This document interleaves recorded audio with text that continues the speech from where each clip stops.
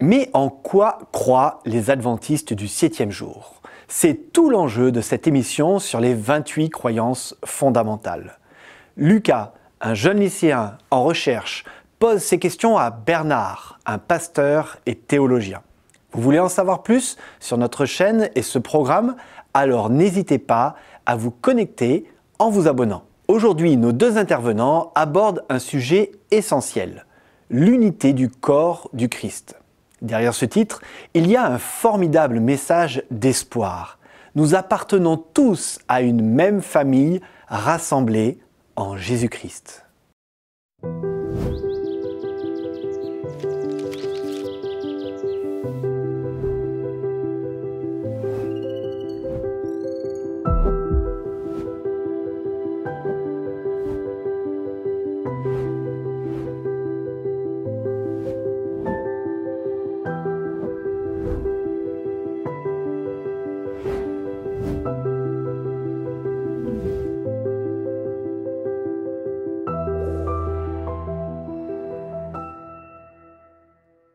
Salut Lucas, Salut.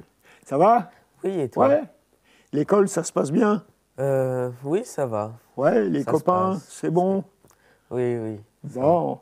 Alors écoute, aujourd'hui, on va continuer notre réflexion sur les croyances des adventistes du 7e jour.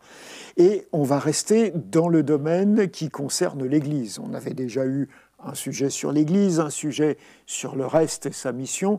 Et maintenant, on va parler plutôt de l'unité de l'Église. Et l'Église est appelée justement un corps. Alors on va écouter le texte de cette croyance-là. L'Église est un corps composé de nombreux membres, issus de toute nation, de toute tribu, de toute langue et de tout peuple. En Christ, nous sommes une nouvelle création. Les distinctions de race, de culture, d'instruction, de nationalité, les différences de niveau social ou de sexe ne doivent pas être une cause de division parmi nous. Nous sommes tous égaux en Christ, qui par son esprit nous a réunis dans une même fraternité avec lui et entre nous. Aussi devons-nous servir et être servis sans parti pris ni arrière-pensée. Grâce à la révélation de Jésus-Christ dans les Écritures, nous partageons la même foi et la même espérance en vue de rendre un témoignage unanime devant tous les hommes. Cette unité trouve sa source dans l'unité du Dieu trinitaire qui nous a adoptés comme ses enfants. Voilà. Alors je suppose que tu as déjà expérimenté les frictions qui peuvent exister et qui séparent les êtres humains, qui les divisent. Oui. Ouais. Je ne sais pas, qu'est-ce qui t'a frappé dans ton expérience humaine à toi? Est-ce qu'à un moment, tu as été choqué par des séparations violentes entre des êtres humains? Oui, des séparations concernant la couleur de peau, par exemple. Ouais. On peut en voir beaucoup. On peut constater ça, ouais, des différentes qu'on va appeler en fait du racisme parce que des gens n'ont pas la même couleur de peau. Pourtant, est-ce que ça change quelque chose vraiment? Non, on est tous des humains. Bah oui. Et c'est pas parce que l'un a la peau plus claire ou la peau plus foncée qu'un autre ou qu'il n'est pas un être humain. Hein.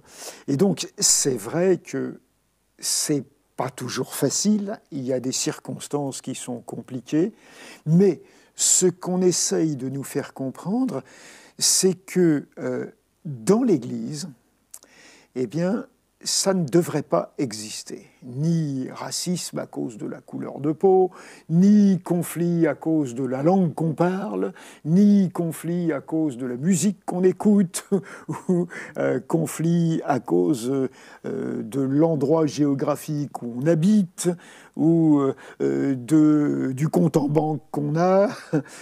Tout ça, ça n'a rien à voir avec, je dirais, une vie qui essaye de se calquer sur la personne de Jésus. Et effectivement, quand tu lis les évangiles, tu te rends compte que Jésus ne dit pas « non, celui-là, j'en veux pas » ou « celui-là, je veux bien hein ». Est-ce que tu te souviens que dans les évangiles, par exemple, on nous dit qu'il y avait conflit entre les Juifs et les Samaritains? Oui, Hein? parce que Ouais, il n'était pas les Juifs d'accord n'étaient pas d'accord, sur l'endroit oui, où on où pouvait on fait prier. rendre un culte. Hein. Ouais. Et donc, c'était un conflit, mais quand des gens sont venus, par exemple, il y a un groupe une fois de 10 lépreux qui se sont approchés de Jésus.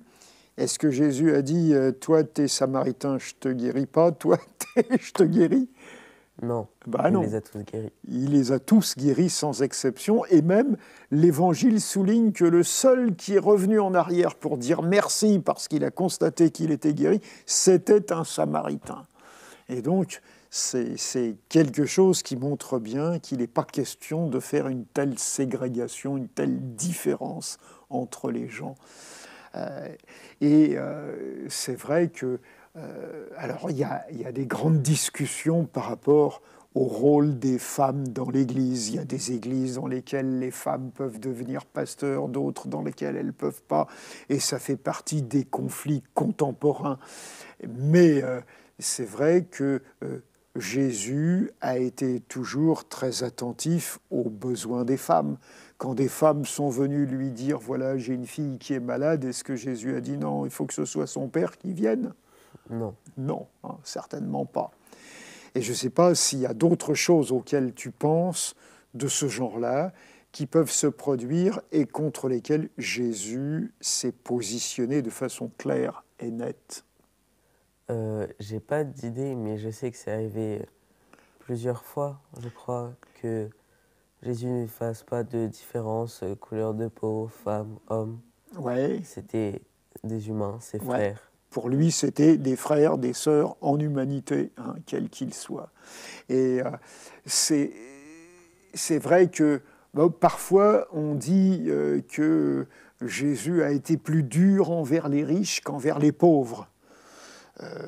Bon, c'est peut-être vrai dans un sens. C'est vrai qu'un jour, il y a un jeune homme qui était très riche et qui est venu voir Jésus. Et tu te souviens de ce qu'il en est sorti ? Il lui a dit qu'il devait tout laisser Voilà. pour venir avec lui. Ouais. Mais c'est quelque chose de compliqué quand on a plus de choses à faire. Ouais. Quand on a plus de choses à laisser, Ouais. c'est plus compliqué de tout abandonner que quand on a presque rien. Et oui, et oui. Et donc c'est peut-être une des choses qu'on peut remarquer dans l'Évangile, c'est que finalement, les pauvres se donnent plus facilement à la foi en Dieu que les riches, parce que les riches, ils ont peut-être l'idée que c'est leur argent qui va les sauver, hein, ou qui va en tout cas pourvoir à leurs besoins immédiats, alors que les pauvres, ils savent très bien qu'ils sont dépendants des autres. Et donc c'est vrai qu'on peut avoir l'impression que souvent dans la Bible, les pauvres sont accueillis favorablement et qu'ils répondent favorablement à l'Évangile. Mais ce que Jésus nous a dit et a essayé de faire, c'est de nous faire comprendre qu'il ne doit pas y avoir de différence entre les êtres humains. Qu'on soit jeune, qu'on soit vieux, qu'on soit homme, qu'on soit femme, qu'on soit riche, qu'on soit pauvre, qu'on soit d'une nation ou d'une autre nation, qu'on ait une couleur de peau ou une autre, ça ne doit pas compter. Et l'Église, en fait, de cette façon-là, pourrait être considérée, si tu veux, entre guillemets, comme un laboratoire où on essaie d'apprendre vraiment à s'aimer les uns les autres, malgré ces différences qui existent. Les différences, elles sont là. Hein. Toi, moi, je ne peux pas avoir la même peau que toi, et toi, tu ne peux pas avoir la même peau que moi, mais il n'y a aucune raison que ça nous sépare ou que ça nous... Voilà, que tout d'un coup, on devienne agressif l'un envers l'autre. Il n'y a aucune raison de ça. Alors, on va relire un texte dans la Bible qui est un texte qui a été écrit par l'apôtre Paul. Tu sais que l'apôtre Paul a été un grand voyageur, a été un missionnaire et qu'il a essayé de faire connaître Jésus partout où il est passé. Et il va constater quelque chose de très intéressant. Ça se trouve dans la lettre qu'il a écrite aux Galates. La Galatie, c'est une région de la Turquie. D'ailleurs, je ne sais pas si tu t'intéresses au foot, Oui. mais il y a une équipe turque qui s'appelle le Galatasaray. Oui. eh ben, ça vient des mêmes mots. Hein. Alors, on va essayer d'écouter ce texte que l'apôtre Paul a écrit. C'est dans Galates, au chapitre 3, les versets 27 et 28. « Tous, vous avez été baptisés dans le Christ et vous êtes devenus semblables à lui. Il n'y a donc plus de différence entre les Juifs et les non-Juifs, entre les esclaves et les personnes libres, entre les hommes et les femmes. En effet, vous êtes tous et sont tout un dans le Christ Jésus. » Galates 3, 27, 28. Voilà, c'est assez facile et assez clair, hein, ce qu'il dit. Oui. Alors c'est vrai, il rappelle que ça, c'est vraiment quelque chose que les chrétiens doivent vivre. Il s'adresse à des gens en leur disant « Vous avez été baptisés hein ». Ça veut dire que vous avez accepté le Christ, la foi en Christ, et vous l'avez manifesté par le baptême. Et une fois que vous avez été baptisés, ben, il n'y a plus de différence. Ça ne veut pas dire, par exemple, différence homme-femme, ça ne veut pas dire que cette différence a disparu. Hein. Tout d'un coup, ce n'est pas les hommes qui vont être enceintes et qui vont allaiter les enfants. Non, cette différence, elle existe toujours. Mais la différence ne représente aucune, il n'y en a pas un qui est meilleur que l'autre, il n'y en a pas un qui est plus favorisé que l'autre, il n'y en a pas un qui a plus de droits que l'autre. Non, ils ont exactement les mêmes droits, les mêmes facultés, mais bien sûr, il y a un rôle masculin, un rôle féminin qui est là. Ces rôles-là ne disparaissent pas, mais les droits sont absolument égaux, qu'on soit l'un ou qu'on soit l'autre. Et quand il dit « esclave et libre », on était dans une société où il y avait effectivement des gens qui étaient esclaves et d'autres qui pouvaient être des propriétaires d'esclaves. Et ça fait une énorme différence de statut dans la société. Mais au sein de l'Église, pas de différence. Et c'est ça qui est vraiment important à comprendre. Mais c'est un défi de vie pour nous, parce que c'est pas toujours facile de s'entendre avec des gens qui ne parlent pas la même langue, qui n'ont pas la même mentalité, la même culture, parce qu'ils ont été élevés dans des conditions et des circonstances très différentes. Et je suppose que quand tu voyages, toi qui as déjà un peu l'habitude de voyager, entre autres entre le Rwanda, qui est le pays de ta maman, et la France, qui est le pays de ton papa, tu vois bien qu'il y a des différences dans les cultures. Oui, tu ne peux pas faire autrement. Oui. Ça saute aux yeux, c'est tellement visible. Mais j'espère qu'il n'y a aucune raison que tu penses que quand tu es en France, tu n'as pas affaire à des êtres humains, ou quand tu es au Rwanda, tu n'as pas affaire à d'autres êtres humains.